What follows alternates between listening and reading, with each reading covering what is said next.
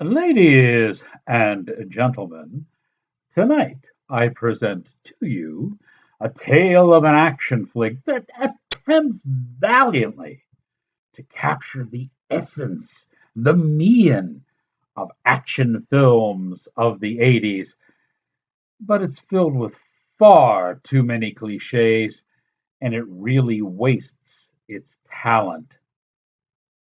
With those, it cannot succeed. Cinematic class is about to begin, and your professor is in.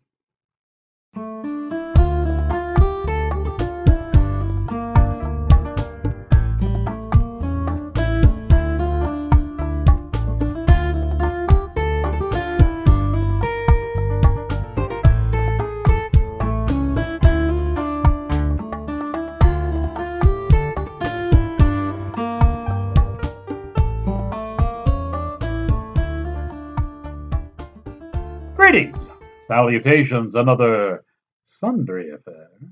I am your cinematic professor and purveyor of truth in movies, and tonight's lesson plan is a film called Exit Protocol, and it's from our friends at Saban Films.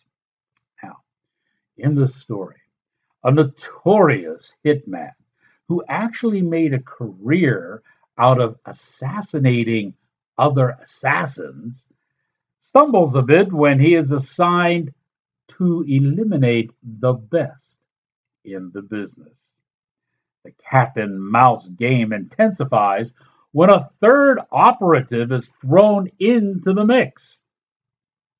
Oddly, all three of these assassins, top of their game assassins, experience the exact same type of epiphany, desirous of the quiet, peaceful life. You know, house, picket fence, wife and kids.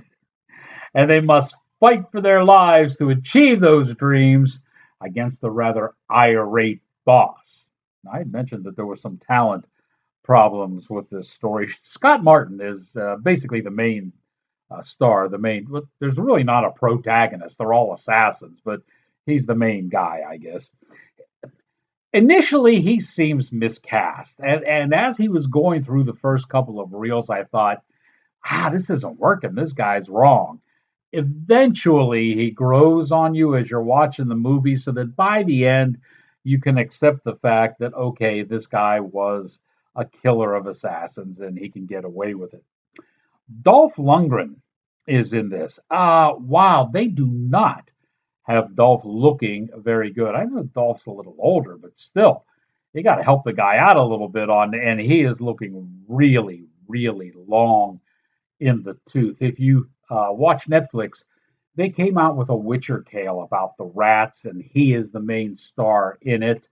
It's really a terrible movie, and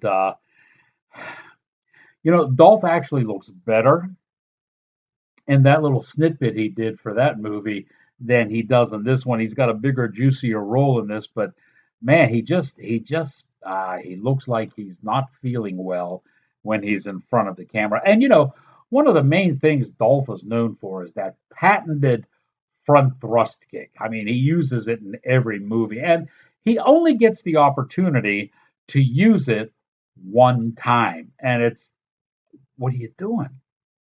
You think that was a waste? Wait, Charlotte Kirk is in this.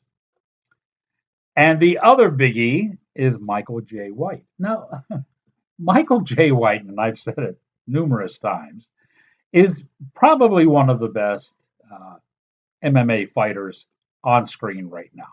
His technique is sharp and it's crisp, and it's just fun to watch him fight. He's one of the few that puts together a fight scene, and if you watch him or you watch Donnie Yen or you watch Jason Statham, these guys really know their stuff, and they put together really good fight scenes. He's in this movie, and they don't give him one fight scene, not one. They give him a gun, and he spends the entire movie shooting people. One of the best on-screen fighters, and he never throws a punch. Who thought this was a good idea? Here's a look now at Exit Protocol. I have one job for you. Charles Manigault. Please forgive me the sins of my past.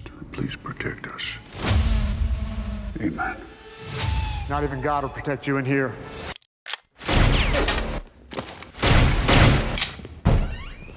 Turn around.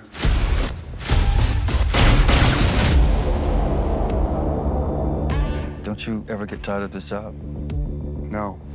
All of my marks took something from someone. They deserve to feel the pain that they caused, and I give it to them. At the church, you let him go. He's quicker than he looks. You're getting too cocky. They're coming for us. Let's go.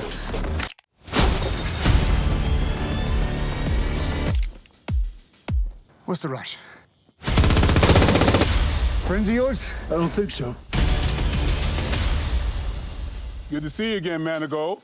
It's Isaac. He's probably the second best assassin in the world. Who's the first? Me. You saved us back there. I still haven't decided if I'm gonna kill you or not. Cheers to that. You know what happens next. They're gonna be coming for us.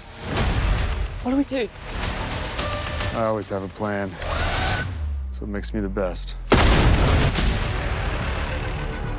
Second best. Third best.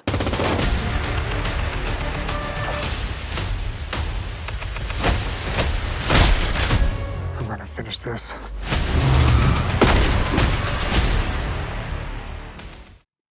All right, this movie Behind the Camera was directed by Shane Taylor and it was written by Chad Law.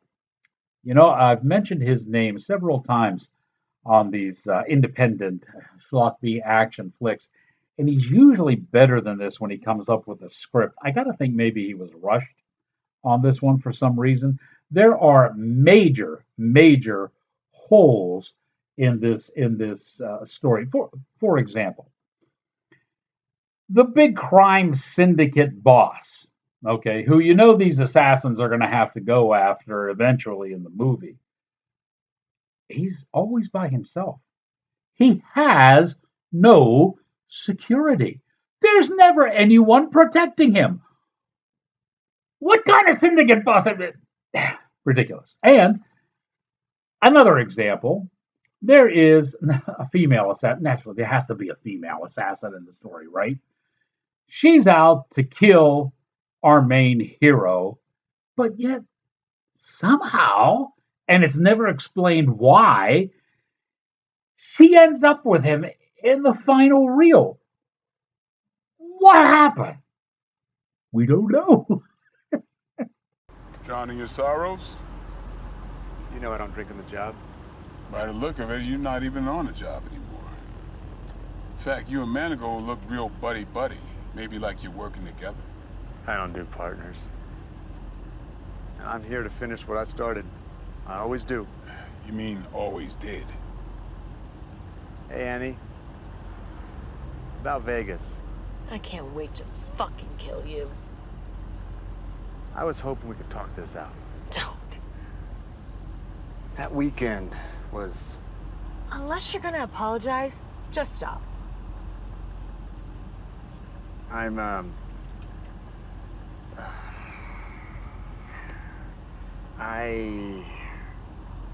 probably could have gone about it differently. That's not an apology, fuckface. Hey, as much as I'm enjoying watching you getting your balls handed to you, I prefer this not escalate any further. Appreciate it. I see you had the same idea I did. So, they didn't charter the plane in their real names, huh? Bit too obvious. How'd you know I'd be here? Well, this airport is just far enough away for a small plane to make it to Mexico on one tank. Didn't go anywhere else from there. It's the way I'd get out. Of course you would. So is this part where you say, "Good to see you here, Hayden. Think we'll step aside and let you finish it." You mean like you did at the church?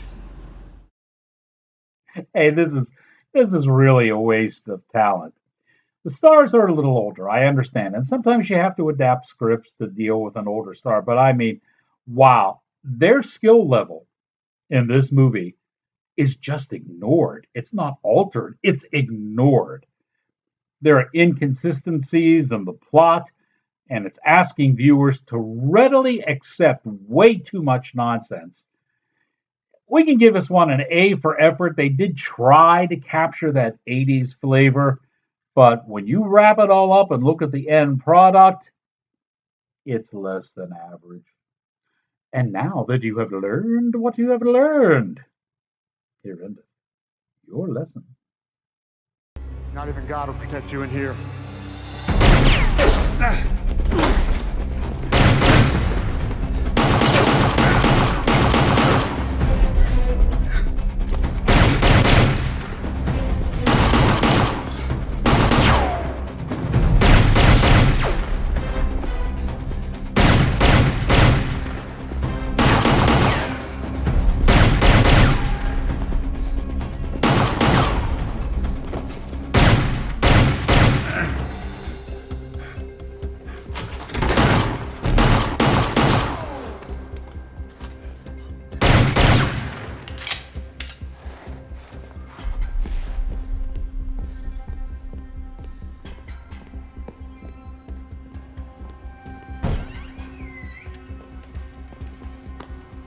Turn around. Put your weapon down. I could have killed you outside the church before you came in. Got a deal for you. You walk away and live.